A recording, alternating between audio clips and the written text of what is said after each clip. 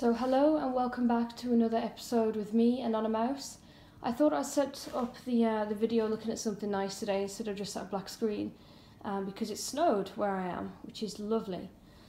So today I just want to talk about Jehovah's Witnesses and their sort of motives for being Jehovah's Witnesses. And that sort of ties in with their recruitment process and how they keep people enslaved to their cult. If you accept that it is in fact a cult, if not, then religion.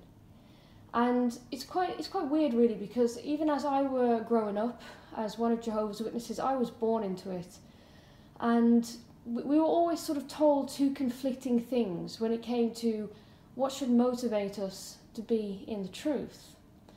Well, the first one that they sort of say, and I've noticed that they've said this less and less as the years have gone on, they say, we become Jehovah's Witnesses for the sole purpose of vindicating God's holy name. That I remember we had talks before that said even if we had no sort of benefits ourselves, no promise for the future, it shouldn't matter. That God's name, His purpose for the earth, sort of the issue of universal sovereignty, that is the main thing in this world that we should be concerned with. That our purpose in life is to take a side and fight for Jehovah. And I always thought that was a bit weird, really, because for us as people, obviously we're born into this sinful world, if that's how you still view it anyway, especially if you're still a Jehovah's Witness listening to this. We're born into a sinful world.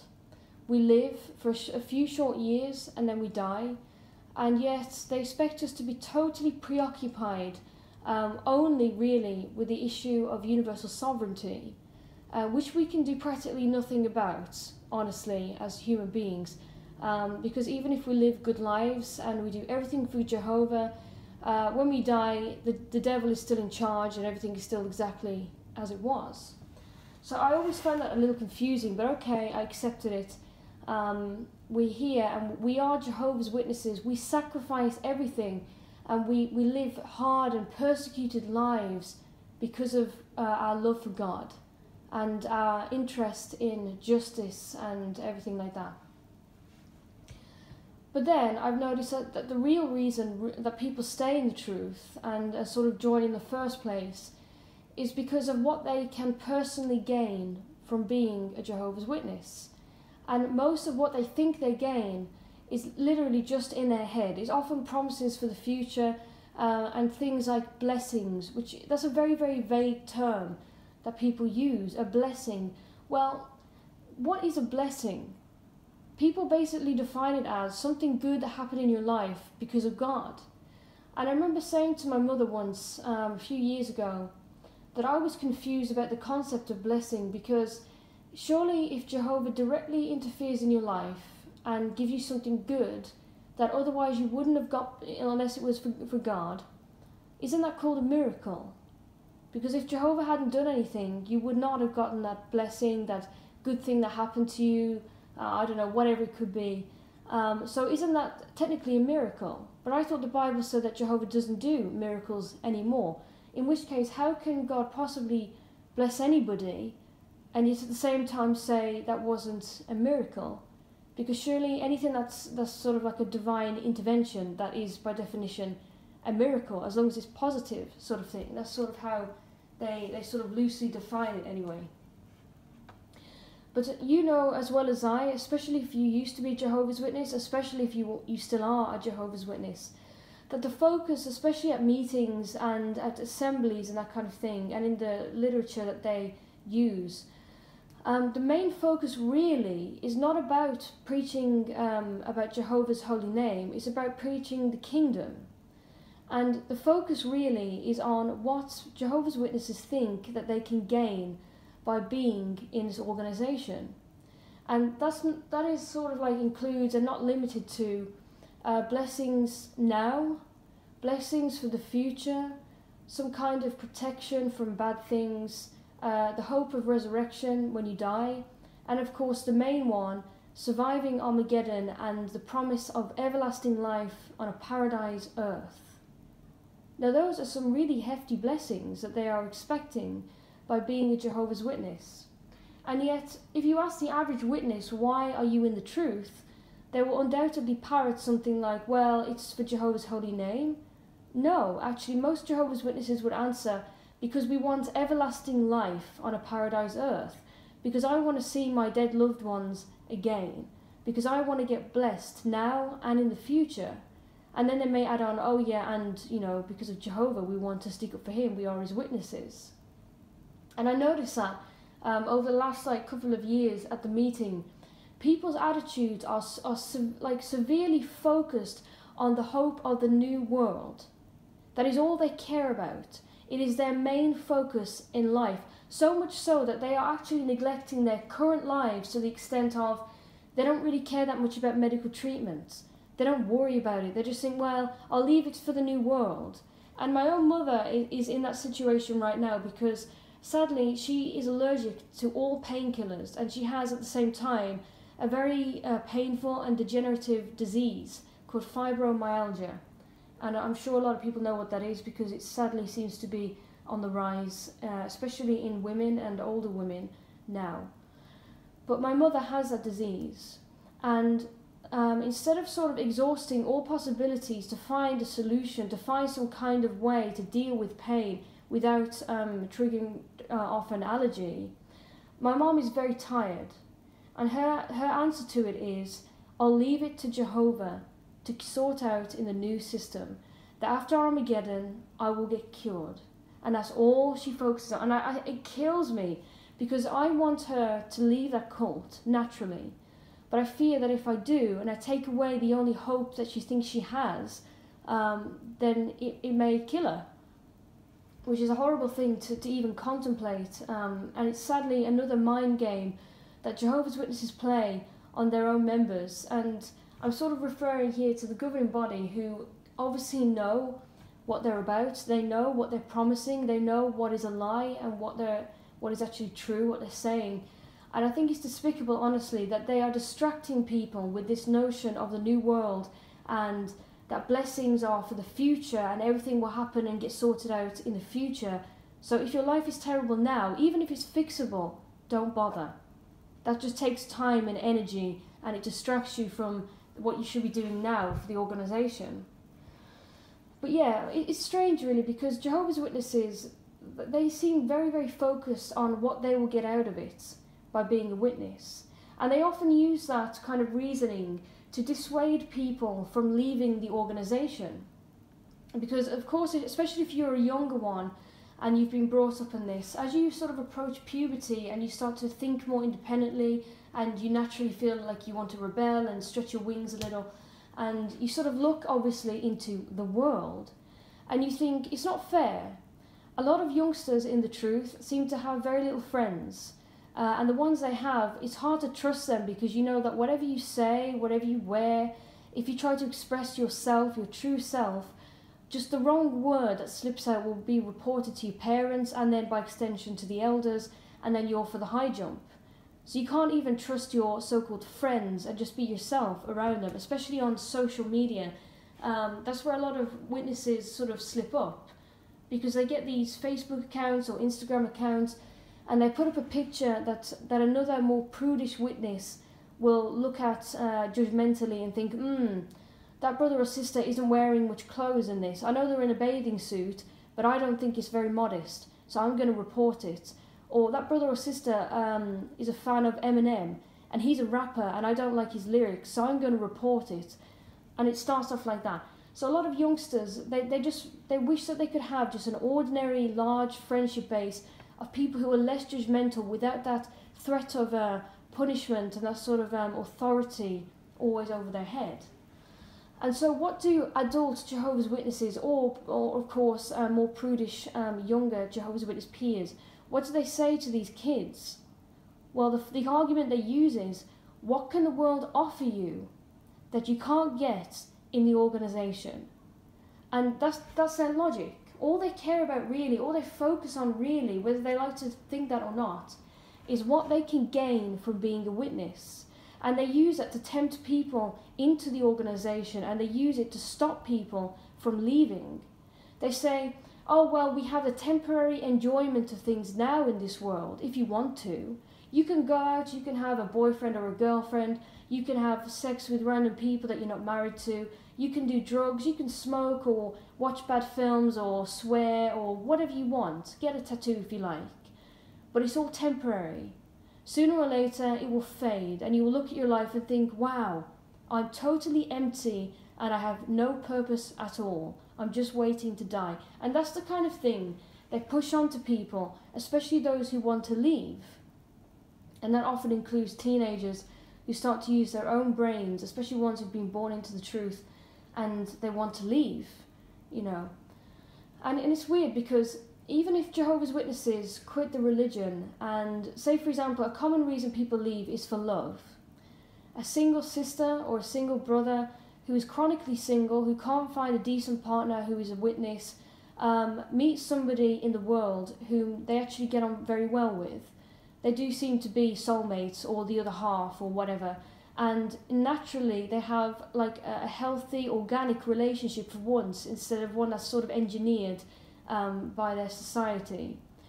And so in the end, they sort of weigh up, well, a future with someone I don't really love or being alone against being with someone that I do love and whom I can have a life with that's actually meaningful. And they leave. And then they actually do have a good life.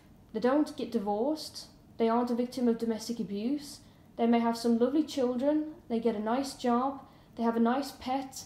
They have 2 cars and they go on vacation 3 times a year. They don't get cancer and they have a nice life. Now, Jehovah's Witnesses who used to know them, or maybe relatives who are still in the truth, may look at them and then suddenly feel the danger. Because they know that if other people look at them from inside the organisation, they'll think, hang on a sec, I thought the organisation said that anything in the world is just empty and meaningless, that you can't be happy unless you're a Jehovah's Witness, that all Satan has to offer is misery and abuse. And yet sister so-and-so or brother so-and-so has willfully left and they're having a really good life. And it's been 10 years, 15 years, 20 years, and they haven't suffered misfortune that we hoped they would. And they haven't come crawling back. What's going on? So then, of course, I say, well, what we can offer that the world can't offer is everlasting life. At Armageddon, brother or sister so-and-so who left, well, they're going to get destroyed. Their brother or sister AWOL will get theirs when Armageddon comes, that it will serve them right for being selfish. But we can offer everlasting life. We can offer free passage through Armageddon. So either way, you can't really win. If you leave and have a good life, they'll just say that you're being selfish.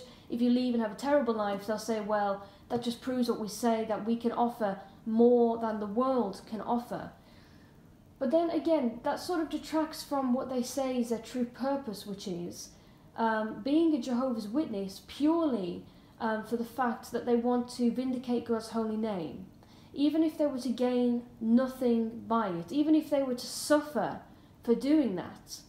And I remember having a talk before and the brother said something like, well, even if the governing body said, we're sorry, we got it wrong, there is no paradise, there is no afterlife, when Armageddon comes, it really is the end of the world and we'll all be killed, regardless of whether we're a servant of God or not.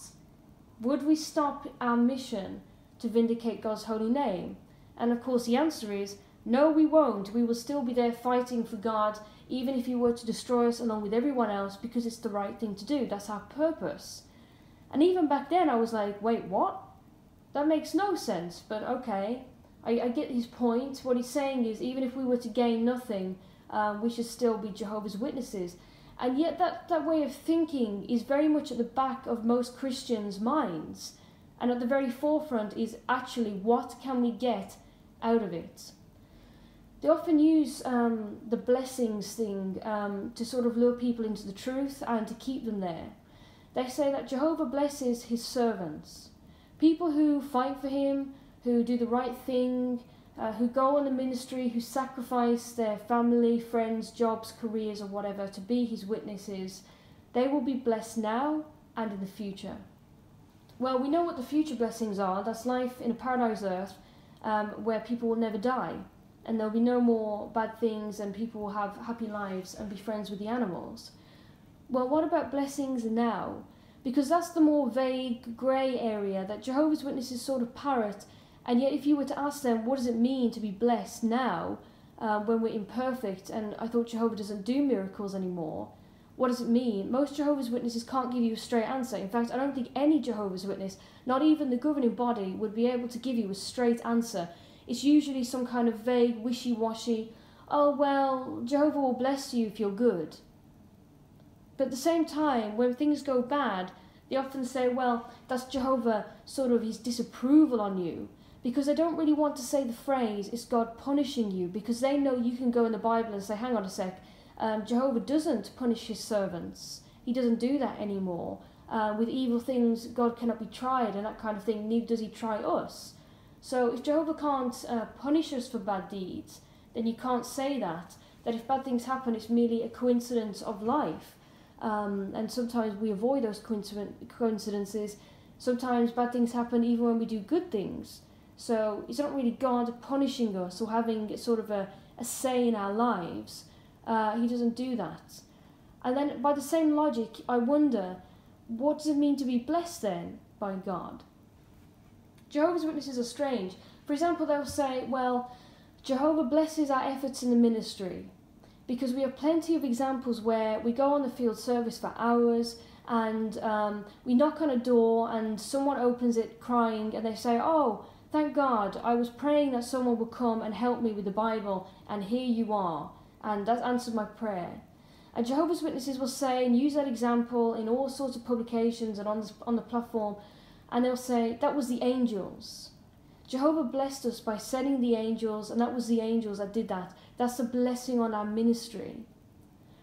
And it's like weird, because you think, well, hang on a sec, isn't that just a coincidence? Because out of the 3,000 doors that you knocked in this year or this month or whatever, you only got one person who just happened to be praying that day, and you guys just happened to call that day.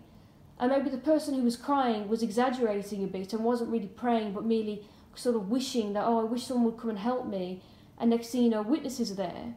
And so in their mind, suddenly, oh, I wasn't wishing, I was praying, and God answered my prayer. We don't know. But anyways, I used to say it to my parents, and they used to get very angry and say, well, here's sort of the rule when it comes to good things happening in your life.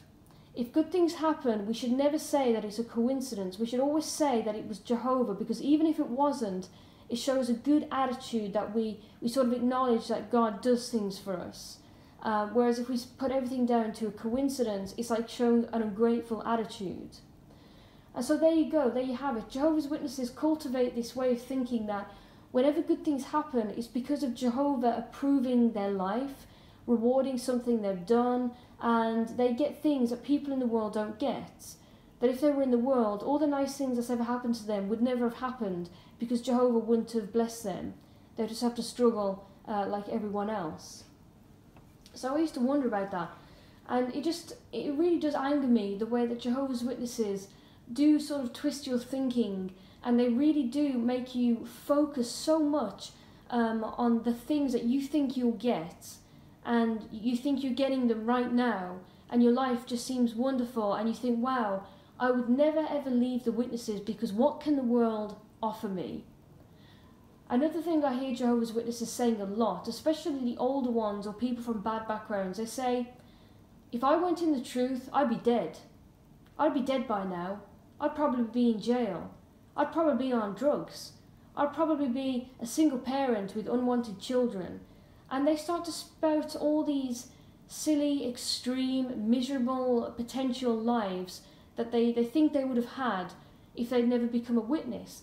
And that makes me think, wow, either your life was totally out of control before somebody came along to control you, whether that's good or bad, or you were just such a boring person or a miserable person that you just simply cannot imagine a life without belonging to some kind of, again, controlling organisation, that left to your own devices, you would just be sort of wayward and lost. Well, that to me signifies that somebody is very weak, because I know that if I weren't brought up a Jehovah's Witness, I would still be strong. I would have avoided an awful lot of pain and abuse that I went through, I can't say that I wouldn't have experienced that elsewhere, or if my parents, if there hadn't been witnesses, would still have been abusive, I don't know. But all I know is that I wouldn't have been in a terrible state just because I'm not a Jehovah's Witness. Because people aren't. Not everybody you meet is a loser. Not everyone you meet is a glue sniffer or a cocaine sniffer, or they've got thousands of unwanted children, or they're totally out of control or in debt, or alcoholics. A lot of people are just normal, healthy, fairly happy people who get on with their life. And that misfortune befalls everybody. No matter how good or bad you are, no matter whether you're a Christian or a Muslim or atheist or spiritual or non-spiritual, it doesn't matter. Even the Bible says that time and unforeseen occurrence befall us all, that things just happen. Good things and bad things. And yes, in a lot of cases we do reap what we sow, and that means that if we do good things, usually good things come back to us. If we do bad things come back to us. But that's not always the case. Because you often hear of these do-gooders who help people, who take in people from the streets, who donate a lot of money, who are very, very like hard-working members of the community, and they get screwed over. They get robbed. They invite someone into their house who's a murderer, and they get killed. It's just the way things are, sadly, that even if you do good things, sometimes bad things happen to you. That's just normal. Not to mention all the natural disasters and things like getting a disease. People often say, why do bad things happen to good people? And why do good things happen to bad people? It doesn't make any sense. But sadly, that's just life. It does come down to how you live your life, but it also comes down to circumstances that are beyond our control and the behaviour of other people.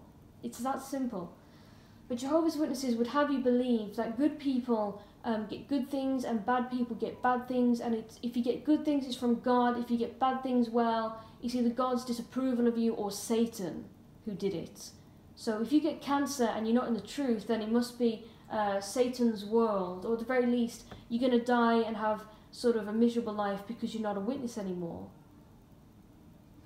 But yeah, it's quite funny really, because I'm sure if you said to a Jehovah's Witness, do you really put great stock in what you think you will get from being a witness?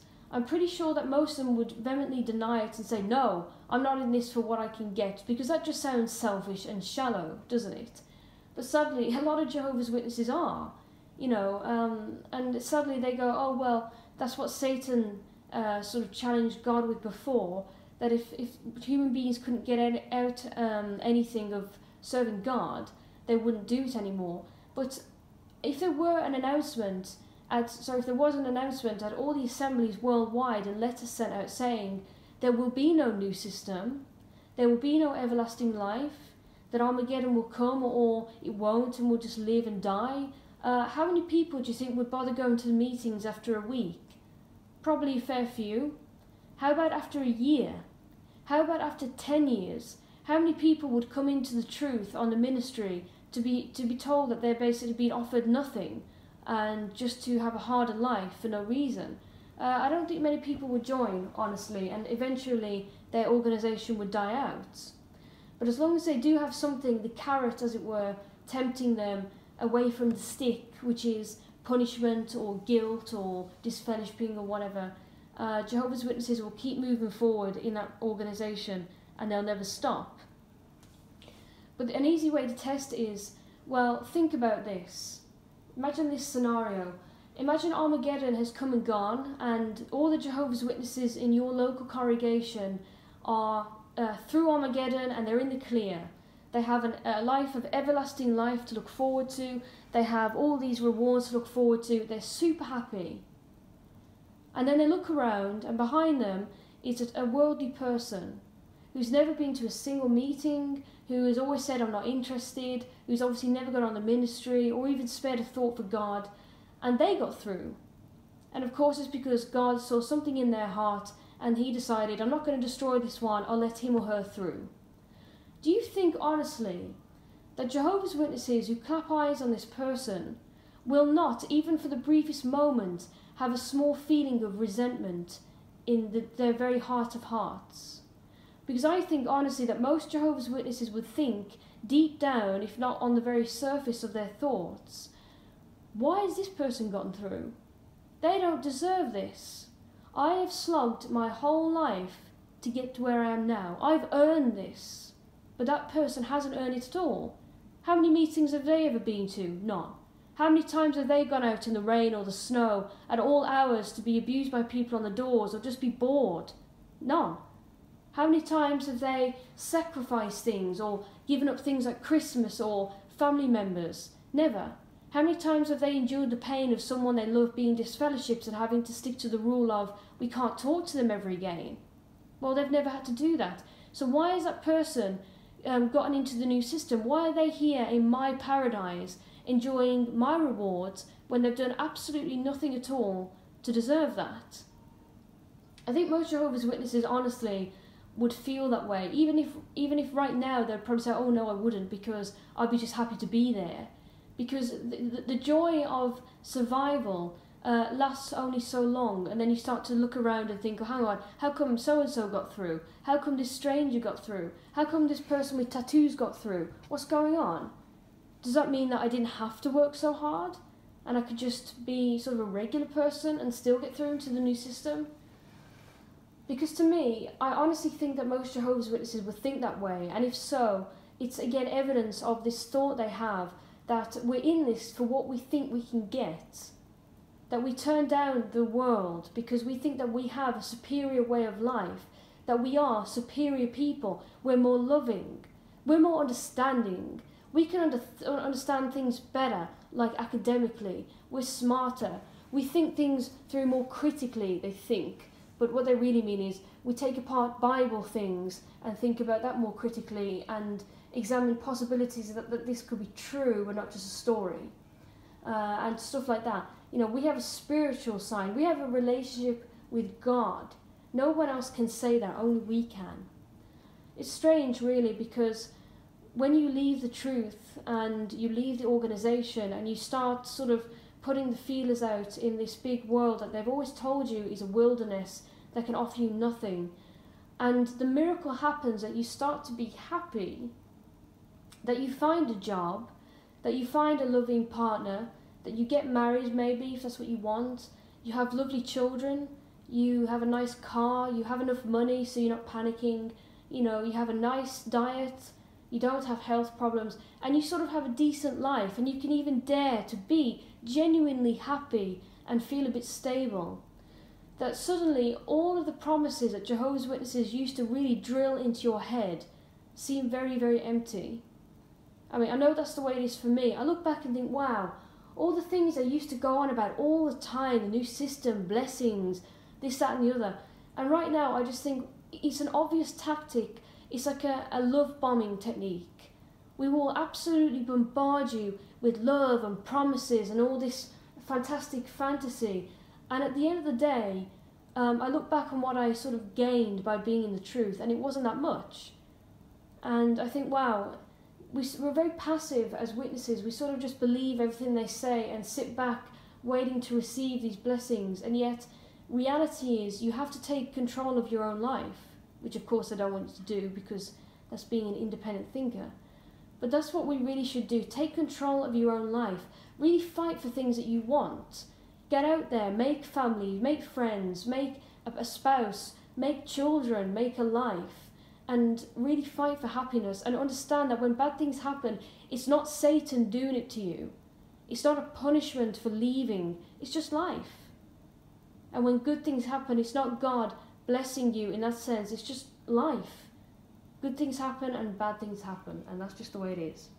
But anyways, I'd like to hear people's thoughts on this, and maybe their own experiences of people's attitudes within the Kingdom Halls, and let me know. And maybe, if you can, let me know how your thinking has changed since leaving the organisation, especially if you were one of those people who used to say, oh, if I wasn't a Jehovah's Witness, I'd be dead, or in prison, or whatever. And maybe you've left and found out that, wow, actually I can be a normal, sane, healthy person without the influence of the organisation. So do let me know if you can. Anyway, thank you again for listening, and I hope you've enjoyed the small limited view that I've been able to provide today. I keep anonymous for fear of being shunned and disfellowshipped. Sadly, it's the game that you play when you're a Jehovah's Witness who's fading away, And if I didn't have people that I loved who were still in the organisation, people whom I still want to be a part of my life, especially if I do get married or have children or stuff like that, it's natural to want your mum, especially in my case, to be a part of your life and to sort of be happy for you and whatever. It's very hard because if I were just to disfellowship myself or disassociate or whatever, I know that it would be almost like declaring my mother dead and vice versa. And that's not an easy thing to sort of just say, well, I don't really care, because I do.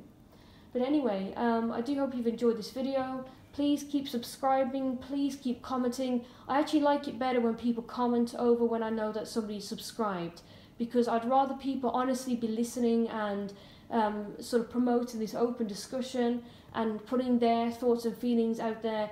And I know it's very hard because a lot of us have kept this kind of thing bottled up our entire lives, but here we have an opportunity to talk.